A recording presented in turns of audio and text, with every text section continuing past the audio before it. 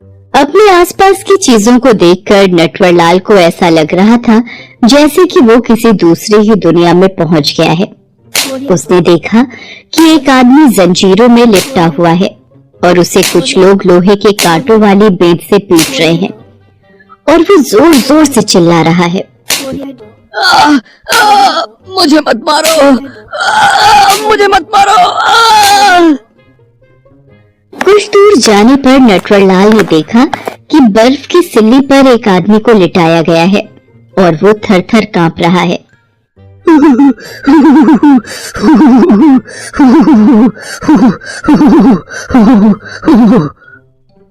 थोड़ा और आगे जाने पर नटवरलाल ने देखा कि एक कुआं है जिससे आग की लपटें निकल रही हैं और कुएं के पास कुछ लोग एक आदमी को पकड़कर खड़े हैं और वो आदमी चिल्ला रहा है, नहीं नहीं, मुझे इसमें मत डालो, मत डालो। सारा दृश्य देखकर नटवरलाल भयभीत हो गया। वो और आगे बढ़ता जाता है। आगे वो देखता है कि एक बहुत बड़े चूल्हे पर लोहे की कढ़ाई चढ़ी हुई है और कुछ लोग कढ़ाई के पास खड़े हैं। उन्हें देखकर नटवरलाल सोचता है, इतनी देर में पहली बार कुछ ढंग की जगह दिखाई दी। लगता है यहाँ कुछ खाने पीने की वस्तुएं बनाने की तैयारी हो रही है। उसकी बात सुनकर कढ़ाई के पास खड़े लोग हंसने लगते हैं। अरे भैया, क्या बनाने की तैयारी चल रही है? जल्दी बनाओ, मेरे जोड़ों की भूख लगी है। अरे पागल हो गए हो क्या? यहाँ कुछ भी खाने पीने की तैयारी नहीं हो रही है। तो फिर क्या कर रहे हो तुम लोग हैं? हम कढ़ाई में तेल गरम कर रहे हैं ताकि इसमें पापी लोगों को डालकर सजा दी जा सके, जिन्होंने पृथ्वी पर जैसे जैसे पाप किए हैं। नरक में उन्हें उन्हीं पापों के अनुरूप सजा दी जाए। उस आदमी के मुंह से नरक शब्द सुनकर नटवरलाल चौंक गया और डरते हुए बोला, क्या कहा? ये नरक है? लेकिन यहाँ तो लोग मरने के बाद आते। हाँ, तो तुम कौन सा जीवित हो? उस आदमी की बात सुनकर नटवरलाल थर-थर कांपने लगा। क्या कहा? मैं मर गया हूँ? हाँ, तुम मर गए हो और धरती पर किए गए तुम्हारे पापों के कारण तुम्हें नरक मिला है और यही मिलेगी अब तुम्हें सजा। सजा? कौन सी सजा? तुम बिल्कुल सही जगह खड़े हो। तुम्हें इस गरम कढ़ाई में डाला जाएगा ताकि तुम्हें एहसास हो कि तुमने कितने बुरे काम किए हैं धरती पर। गुंजा, अरे ओ गुंजा, गुंजा कहाँ मर गई रे? नटवरलाल की आवाज सुनकर बिस्तर पर लेटी लेटी गुंजा धीरे से उठकर अपने पिता के पास जाती है। उसकी आंखें लाल हैं और उसके लड़खड़ाते कदम बता रहे हैं कि उसकी तबीयत बिल्कुल ठीक नहीं है। नटवरलाल जब उसे देखता है तो चीखते हुए कहता है, मेरे काम पर जाने का समय हो गया है, नाश्ता कौन देगा मुझे? बाबा, नाश्ता तो आज मैंने बनाया ही नहीं है। बनाया नहीं है? क्या मतलब बनाया नहीं है? बाबा, मेरी तबीयत बिल्कुल ठीक नहीं है। सिर में दर्द है, बुखार से बदन भी तप रहा है। मुझे इतनी कमजोरी लग रही है कि लगता है मैं गिर जाऊंगी। गुंजा की इन बातों को सुनकर नटवरलाल का गुस्सा 7वें आसमान पर पहुंच गया। अपने माँ बाप को खा जाने वाली मनहूस, तू मर ही जा तो शांति रहेगी। आए दिन तुझे कुछ ना कुछ होता ही रहता है। सच क्यों नहीं कहती कि तुझे मुफ्त की रोटी तोड़ने की आदत है? जरा सा घर का काम क्या कर लेती है कि बिस्तर तोड़ने लगती है महारानी। बाबा, सच में मेरी तबीयत ठीक नहीं है। चुप कर। तेरे चक्कर में आज मुझे भूखे ही काम पर जाना पड़ेगा। मुझे अभी तो देर हो रही है, आने के बाद तेरी खबर लेता हूँ। ये कहकर नटवरलाल जोर से गुंजा को धक्का देता है और घर से निकल जाता है। गुंजा का सिर दरवाजे से टकराता है और उसके सिर से खून निकलने लगता है और उसकी आंखें आंसुओं से भर जाती हैं। भगवान जी, किस गलती की सजा आप मुझे दे रहे हैं?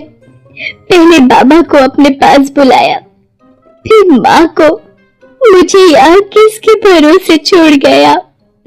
मुझे भी बुला लीजिए ना अपने पास। गुंजा के पिता दीपलाल एक फैक्ट्री में काम करते थे। एक दिन फैक्ट्री में जहरीली गैस लीकेज होने लगी। गुंजा के पिता समेत कई लोगों की मौत उस जहरीली गैस की चपेट में आने से हो गई। गुंजा उस समय सिर्फ 2 साल की थी। उसकी माँ सुनीता का तो रो कर बुरा हाल हो गया था। भगवान, हे भगवान, ये क्या अनर्थ कर दिया आपने, क्या अनर्थ कर दिया।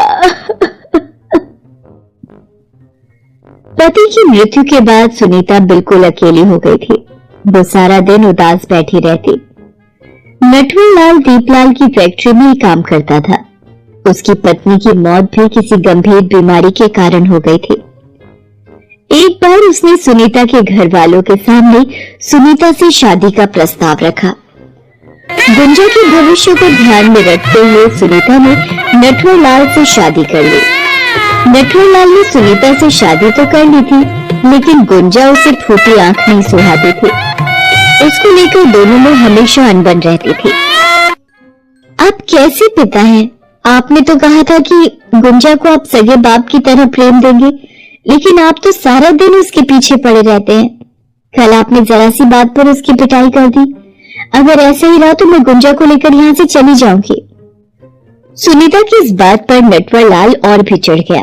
हालांकि उसने सुनीता के सामने कुछ नहीं कहा, लेकिन गुंजा के प्रति उसके मन में और भी खटास आ गई। लेकिन इस बीच एक और दुर्भाग्य का सामना गुंजा को करना पड़ा। सुनीता बाजार से सब्जी लेकर आ रही थी, उसकी मौत हो गई। माँ, माँ। सुनीता की मौत के बाद तो नटवरलाल ने जुल्म की सारी सीमाएं लांघ दी। जरा जरा सी बात पर वो गुंजा को जानवरों की तरह मारता। एक बार तो उसने उसके ऊपर खौलता हुआ गर्म पानी इसलिए डाल दिया क्योंकि गुंजा ने सब्जी में जरा सा नमक ज्यादा डाल दिया था। बेचारी का पूरा शरीर जल गया। बाबा, जलन हो रही है, बहुत जलन हो रही है बाबा। लेकिन नटवरलाल के दिल में जरा सा भी दर्द नहीं उठा। आज नरक में नटवरलाल के साथ भी यही होने वाला था। उसे भी गरम तेल की कढ़ाई में डाला जाना था। वो बेचारा यही सोचकर थर-थर कांप रहा था। तभी कढ़ाई के पास खड़े लोगों ने उसे उठा लिया और गर्म तेल की कढ़ाई में डाल दिया। वो जोर से चीख पड़ा, बचाओ, मुझे मत डालो, मुझे इस गरम कढ़ाई में मत डालो। नटवरलाल की चीख की आवाज से एक छोटी सी गुंजा भागी भागी आई और नटवरलाल से कहा, क्या हुआ पापा, क्या हुआ आपको? नटवरलाल अपनी आंखें खोलकर देखता है कि वो तो बिस्तर पर लेटा हुआ है और बिल्कुल सही सलामत है। उस सपने ने लेकिन नटवरलाल को सोचने पर मजबूर कर दिया। उसने अपने पास डरी सहमी खड़ी गुंजा को बुलाया और उसके आगे हाथ जोड़ते हुए कहा, इसका मतलब वो सब जो मैंने देखा वो सारा एक सपना था। मुझे माफ कर दे मेरी बच्ची, मुझे माफ कर दे। मैंने तुम्हें बहुत तकलीफ दी है, जानवरों से भी बुरा बर्ताव किया है तेरे साथ, लेकिन अब नहीं मेरी बेटी, अब नहीं। अब मुझे ये पाप नहीं करना। तू छोटी बच्ची है, तू तो भगवान का रूप है रे।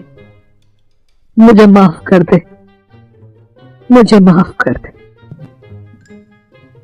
अपने पिता की बातों को सुनकर गुंजा ने नटवरलाल को एक गांव में श्याम नाम का लड़का रहता था। श्याम जब 2 साल का था तभी उसके पिताजी का निधन हो गया था। श्याम की मां श्याम के भविष्य के लिए जयंत से शादी कर लेती है। जयंत की एक बेटी रहती है जिसका नाम पूजा होता है। परिवार एक होने के बाद भी जयंत श्याम को कभी अपना बेटा नहीं मानता। ऐसे ही एक दिन श्याम पाठशाला से घर आता है। पूजा, मुझे थोड़ा पानी दे दो, मैं बहुत थक गया हूँ। इतने में जयंत गुस्से में खड़ा होकर बोलता है, तू कौन सी मेहनत करके आ रहा है जो खुद पानी नहीं ले सकता? और मेरी बेटी तेरा काम क्यों करे? तू कौन सा कमा कर उसको देगा? तू तो बस अपना ही सोचेगा। वैसे भी तू मेरा खून थोड़ी है जो तू पूजा के बारे में सोचेगा। और आज के बाद मेरी बेटी को कोई काम बताने की जरूरत नहीं है, समझा? जयंत की बातें सुनकर श्याम का मुंह उतर जाता है और वो बिना कुछ खाए पिए बिस्तर में जाकर लेट जाता है। श्याम की आंखों से आंसू बह रहे होते हैं। इतने में उसकी माँ उसके पास आती है और उसके सिर पर हाथ फेरते हुए बोलती है, क्या हुआ बेटा, तूने खाना क्यों नहीं खाया? श्याम उठकर राधा को गले लगाकर बोलता है, माँ, मेरे साथ ही ऐसा क्यों होता है? मैं तो पूजा को अपनी बहन मानता हूँ, फिर पिताजी बार बार मुझे सौतेला बेटा क्यों बोलते हैं? क्या मेरी किस्मत में पिता का प्यार नहीं है? राधा श्याम के आंसू पोंछकर और गाल पर हाथ फेर कर बोलती है, बेटा ऐसा नहीं बोलते, देखना एक दिन उनको भी तेरे प्यार का एहसास होगा और वो भी तुझे दिल से अपना लेंगे, बस उन्हें थोड़ा समय दे। जी माँ। ऐसे ही समय बीत जाता है और राधा की बीमारी में ही जान चली जाती है। अब श्याम अकेला पड़ जाता है। श्याम को उसकी माँ की रोज याद आती है। वो खुद को बहुत अकेला और बेसहारा महसूस करता है। उसका ना अब कोई ख्याल रखने वाला होता है, ना खाना खिलाने वाला। एक दिन जब सुबह सुबह श्याम सोकर उठा तो देखता है कि जयंत ने उसका सारा सामान घर के बाहर फेंक दिया होता है और उससे बोलता है, जब तेरी माँ यहाँ नहीं तो तेरा यहाँ क्या काम? चल अब तू भी चला जा यहाँ से, मुफ्त की रोटी नहीं है मेरे पास तुझे खिलाने के लिए। जयंत की बातें सुनकर श्याम रोते रोते अपना सामान उठाता है और जयंत के पैर छूकर वहां से चला जाता है। भूखा प्यासा श्याम दिन भर इधर उधर भटकता रहता है। फिर उसको एक होटल पर लिखा दिखता है, यहाँ बर्तन मांजने वाले की जरूरत है। क्यों ना मैं यहाँ काम कर लूं, कुछ कमा भी लूंगा और खाने को भी मिल जाएगा। वैसे भी पूरा दिन हो गया, मैंने कुछ नहीं खाया। इस तरह वो नौकरी करने लगा और साथ ही साथ अपनी पढ़ाई भी करने लगा। वो दिन भर बहुत मेहनत करता है और रोज उसकी माँ को याद करता है। ऐसे ही दिन बीतते चले जाते। श्याम की मेहनत रंग लाती है और वो गवर्नमेंट ऑफिसर का एग्जाम क्लियर कर लेता है और उसकी नौकरी जल विभाग में लग जाती है। उसकी पोस्टिंग उसके ही गांव में हो जाती है। गांव में पानी की बहुत परेशानी होती है। गांव वाले पानी की परेशानी लेकर जब जल विभाग के दफ्तर पहुंचते हैं तो वो वहां श्याम को देखकर बहुत खुश होते हैं कि उनके गांव का लड़का गवर्नमेंट ऑफिसर बन गया है। सभी लोग गांव में चल रही पानी की कमी के बारे में श्याम को बता देते हैं और श्याम उनकी समस्या को जल्दी ही खत्म करने का वादा कर देता है। उन सब में ही मुंशी जी भी श्याम से मिलते हैं। बेटा कैसे हो? ठीक हो मुंशी काका, आप कैसे हैं? हम भी ठीक ही हैं बेटा।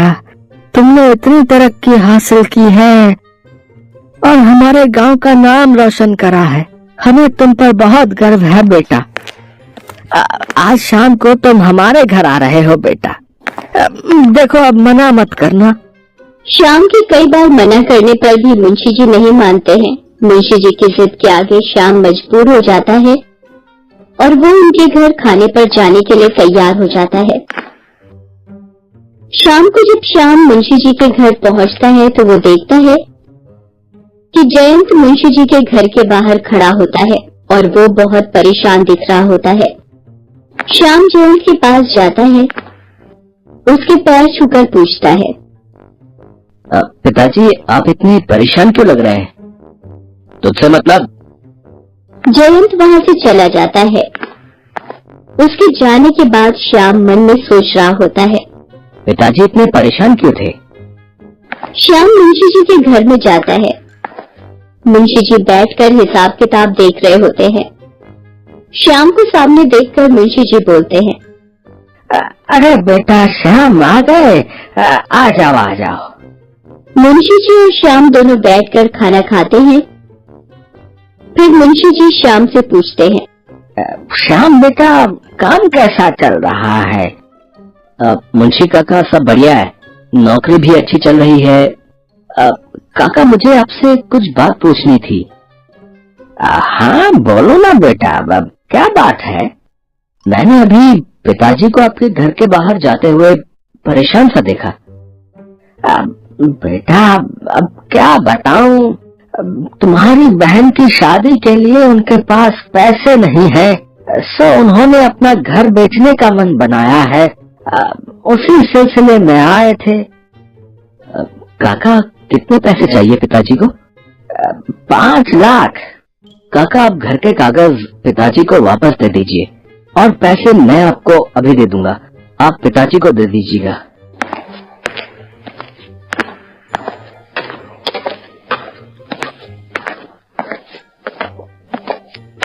श्याम 5 लाख रुपए मुंशी जी को देकर वहां से निकल जाता है। थोड़ी देर बाद जयंत पैसे लेने मुंशी जी के घर आता है। मुंशी जी पैसे। मुंशी जी पैसे और घर के कागज दोनों जयंत के हाथ में पकड़ा देते हैं। मुंशी जी ये घर के कागज आप वापस क्यों कर रहे हैं और ये पैसे भी दे रहे हैं? ये पैसे मेरे नहीं, तुम्हारे बेटे श्याम के हैं, उसी ने तुम्हें देने को बोला है। इतना तो कोई सगों के लिए भी नहीं करता जयवंत, जितना तुम्हारे सौतेले बेटे ने करा है। मुंशी जी की बातें सुनकर जयंत की आंखों में आंसू आ जाते हैं और वो भागकर श्याम के घर जाता है और उसको आवाज लगाता है। श्याम बाहर आता है। श्याम को देखकर जयंत गले लगाकर बोलता है, श्याम बेटा मुझे माफ कर दो, मैं बहुत गलत था। पिताजी आप कैसी बातें कर रहे हैं? कभी कोई पिता अपने बेटे से माफी मांगता है और ये तो मेरा फर्ज है। पूजा मेरी छोटी बहन जो है। इतने बोलते ही श्याम को उसकी माँ की बात याद आ जाती है कि एक दिन उसके पिताजी उसको जरूर समझेंगे और उसकी आंखों में आंसू आ जाते हैं। श्याम और जयंत दोनों घर जाकर जोर शोर से पूजा की शादी करवाते हैं और फिर श्याम जयंत को लेकर शहर चला जाता है और दोनों बाप बेटे साथ में रहने लग जाते हैं।